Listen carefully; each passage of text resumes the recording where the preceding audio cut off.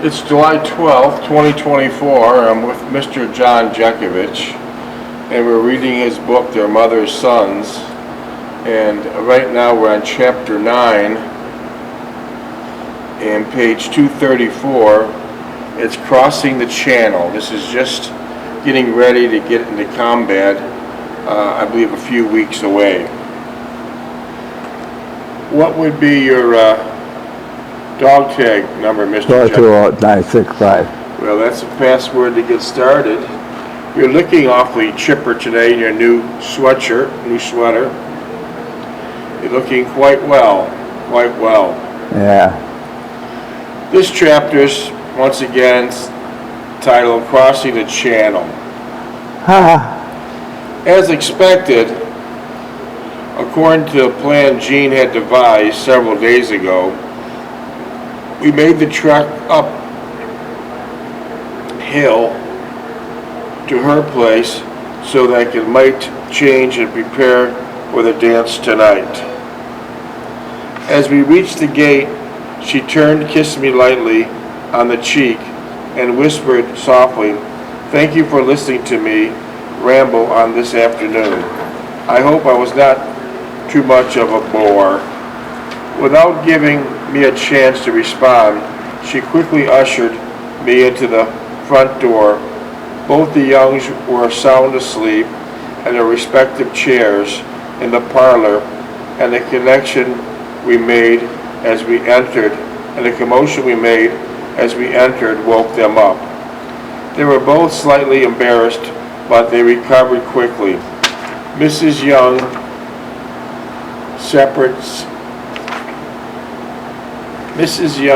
suggested she would make a pot of tea. Mr. Young started to comment on the latest news of the battlefront and hinted at the huge daylight raid by the American bombers in Germany. His sentiments were that it was not fair for the Americans to be responsible for the daylight bombing. It should be equally divided.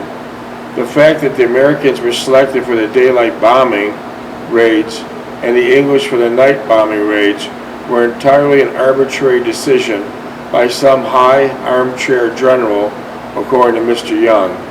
I matter-of-factly agreed, although adding nothing to reinforce his belief. Miss Young brought the tea tray, and without the presence of Jean, I felt awkward and out of place. I could not help recalling my thoughts when Jean reiterated her experience with her friend Bob. In its aftermath, I felt even more. I was intruding on their private lives, and I did not have the proper credentials or credibility to do so. The Youngs were pleasant, and as always, and we talked about many things, but never about anything of a serious nature. Hello. Such as leaving my duties in the Army, my being only a private, but you were promised a sergeant. Cool. You're a private, but you're promised a sergeant ranking. Yeah, I got a corporal out of it. Okay, you got a corporal, but you're promised you a sergeant. Yeah. I enjoyed talking to the Youngs, but I was coming to the point where I was running out of conversational material. I did not feel intimidated by their presence, nor did I sense they were uncomfortable with me. But I knew that I did not have the experience or understanding to talk to someone's parents, as I never talked to my own parents on a one-to-one basis. The experience was entirely new to me, and frankly I did not know how to handle it except in a socially acceptable manner. Hence the frustration and undoubtedly the awkwardness and fumbling around I must have displayed. I thought pretty perceptible to the Youngs. If thoughts could have a picture, I pictured the young suggested to one another, whatever does our daughter see in this fumbling, insecure soldier who is going off to war, never to be heard from or seen again. Never to be heard from or seen again. Yeah, just then Jean entered the room, and whatever I was feeling or tormenting myself with was suddenly of no consequence or importance at all. The sight of her brought back all my confidence and my aspirations. Looking at her, she stood in the doorway, smiling radiantly. I thought, if this woman thinks that much of me, I cannot be all that inept or simplistic. She looked radiant and ever so inviting in her blazing red, flattering dress, which was above her knees and which were highlighted her well-shaped legs and her trim ankles. Just the sight of her elevated my spirits and gave me a renewed hope for the future.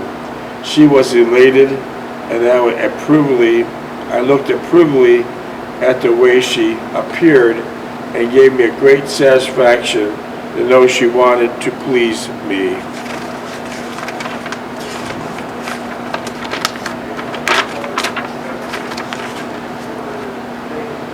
We said our good nights to her parents.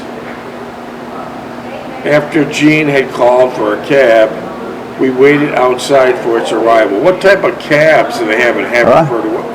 What type of cabs do they have in Haverford West? Cabs. Taxis, cabs. Oh, old-fashioned ones. They were old-fashioned square roofs. Were they roomy? Was there a lot of room inside? The three people sit in the front with the driver, and one of the center seat too. Was it diesel or gas? Gas. Yes, okay. I told her that she looked beautiful. I wanted to kiss her, but she backed off, saying it would disturb her makeup. Instead, I held her hand and noticed that she was wearing a brighter red nail polish. I commented that even her hands looked sensuous and sexy, and she only smiled and held them up as I might better see them. As we drove down to the auditorium, the sight of Jean's knees as she sat there excited me, and I attempted to put my hand on them. She deflected my hand and remarked that would ruin her only pair of nylons. I sighed gently and contented myself to resting my hand on her shoulder, basking in the exciting fragrance of her perfume and closeness of her body. We arrived at the auditorium, and we could hear the band playing an old Glenn Miller hit, In the Mood. I asked Jean if she knew the title of the number, and as the band was playing, she quickly replied with a twinkle in her eye, In the Mood. We crossed the reception area, and I could see every GI's eyes was on Jean as she walked out to the dance floor. You want to get the mail?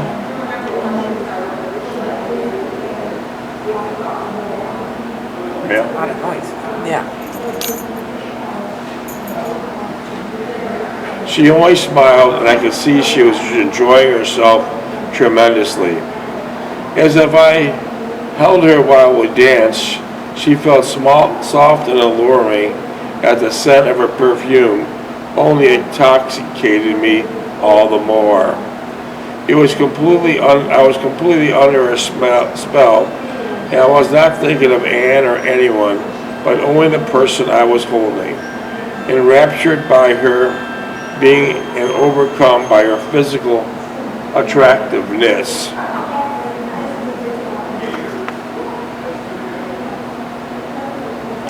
It was not long before our privacy was broken by someone breaking in to dance with Jean.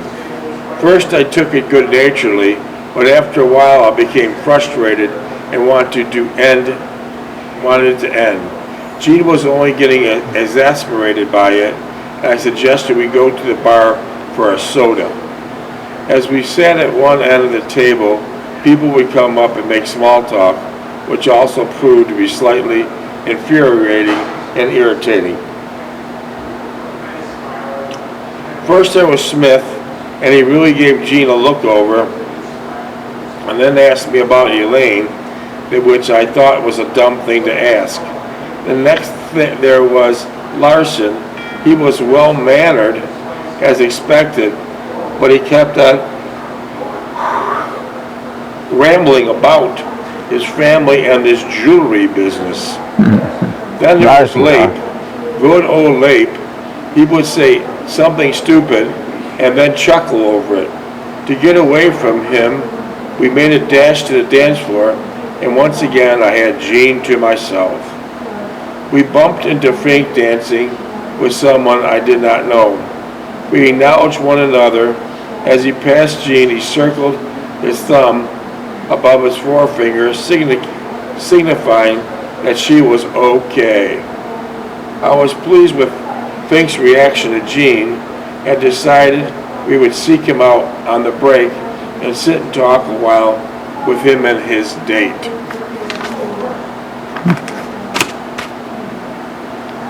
As the very next break, we sought out Fink and his date and chatted with them for a while. We finally excused ourselves and went back on the dance floor. I felt that Gene was having a good time, mostly because she was the center of attraction. She did not take it seriously, nor would she ever acknowledge it, but I felt she took a great delight in it. I knew that she would never mention it or even discuss it in an obtuse way, and I admired her for that. But like her, I would never admit and would also make the light of it was ever mentioned. As the evening progressed and we settled into some sort of routine, it became more enjoyable for both of us. I temporarily forgot about the upcoming events, also realized that I cherished Gene's friendship more than I would admit. After seeing everyone's admiring glance at her, I did not want anyone stealing her away from me.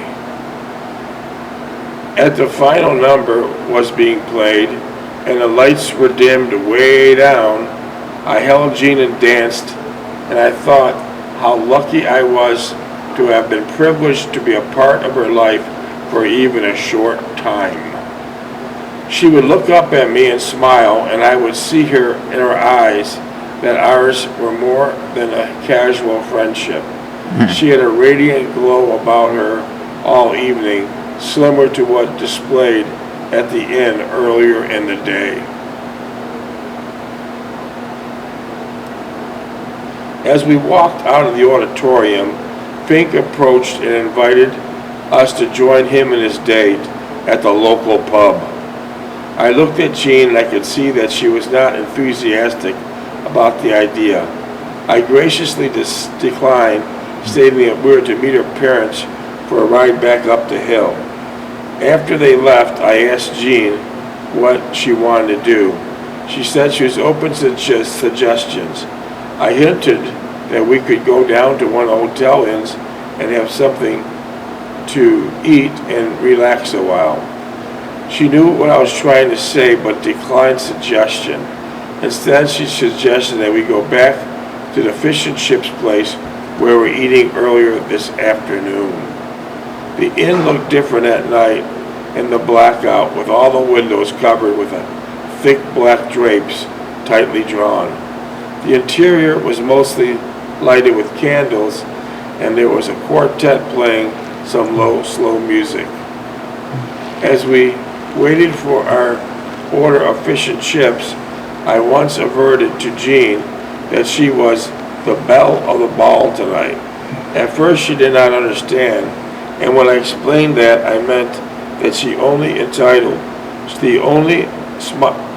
only smiled and replied that there were many pretty girls at the dance. This was again one of her many traits.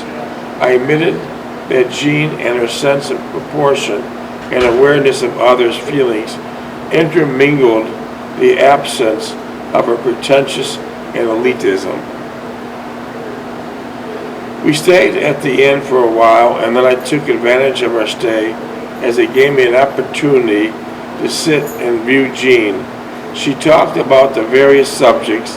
I especially liked when she No, ma'am. would get involved with a train of thoughts.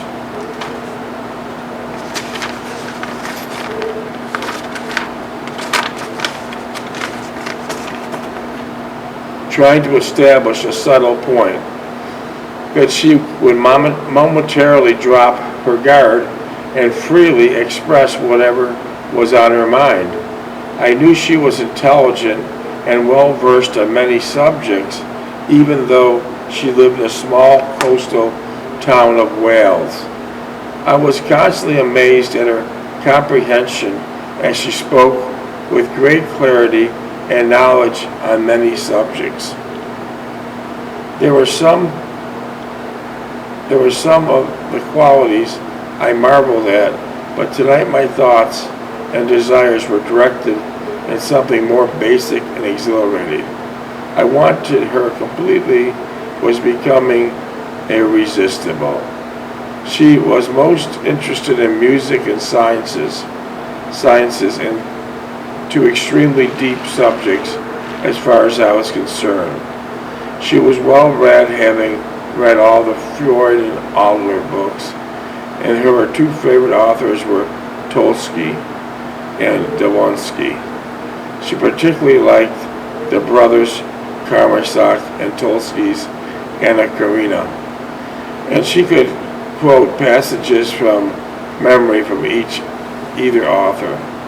She was also extremely familiar with Orwell and his Animal Farm and some of the lesser-known French authors.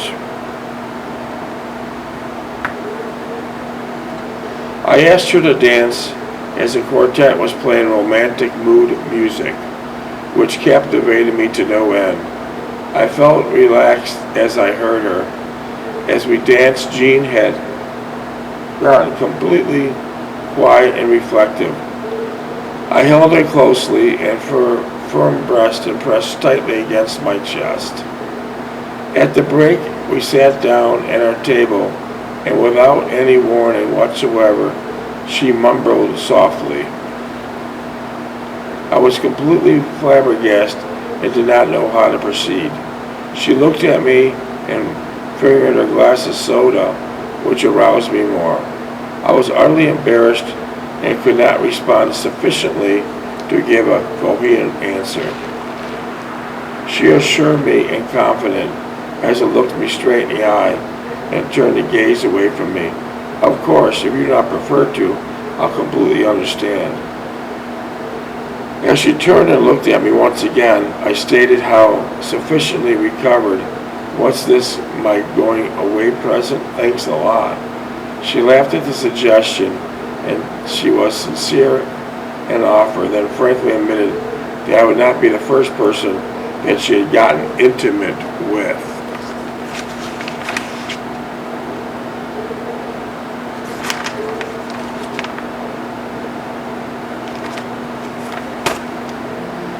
I immediately retorted and just quickly regretted having said it.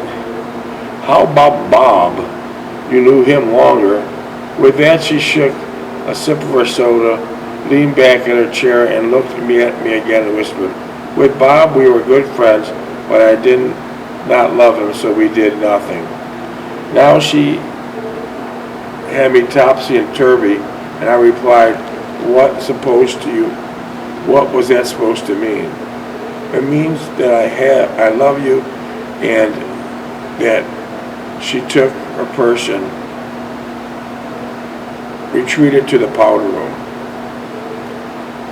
Jean returned, looking fully recovered and radiant and alluring as an event. as ever. She suggested that we were getting late and that we should go. I did not hesitate, nor did I question her desire to leave. Again, we reached the street. Minutes? We got 9 minutes left. 9 minutes. I began looking for a cab. Luckily, one was in the vicinity, and I hailed it. Soon it was beside us, driving the driver waiting for us to enter. As we sat in the cab,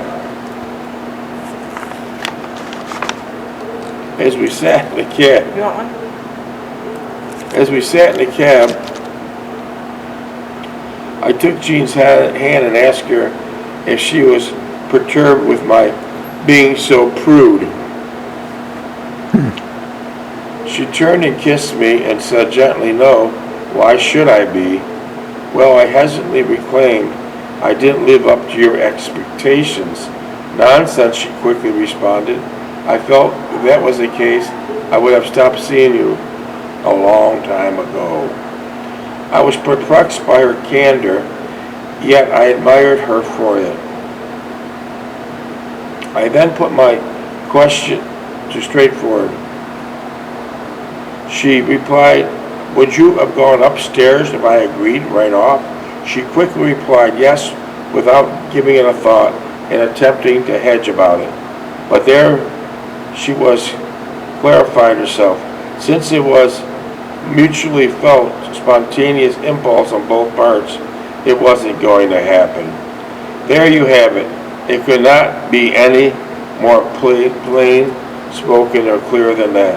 She put me to the test, and I failed it miserably. We reached the cottage, and she waited while I paid the cabbie. I could see that she did not want to go in. I took her hand and said I was sorry. She brushed it aside and shot another quiver at me. "Who's Elaine?" She must have been huddled, as she huddled close as to me, sheltered herself from the night cold. I did not hesitate and quickly answered. It was one of Smith's fiancée's friends I saw only twice. "Did you make love with her?" She asked. I said I had. I said I had, but it was only a macho thing, more to impress Smith than anything else. I stopped and turned toward her once, and then only once I blurted out. She reached up, kissed me, and threw her arms around my neck. "I don't want anyone touching you. Do you understand?" Oh, Lord. Shit, David. I didn't write it, you did. Let's go listen to Biden. Come on. Want me to shut this off for now? Yeah, let's go listen to Biden. Shut it off. Shut it off. Come on. Let's go listen to Biden. All right. I got to get the book organized, get them set up.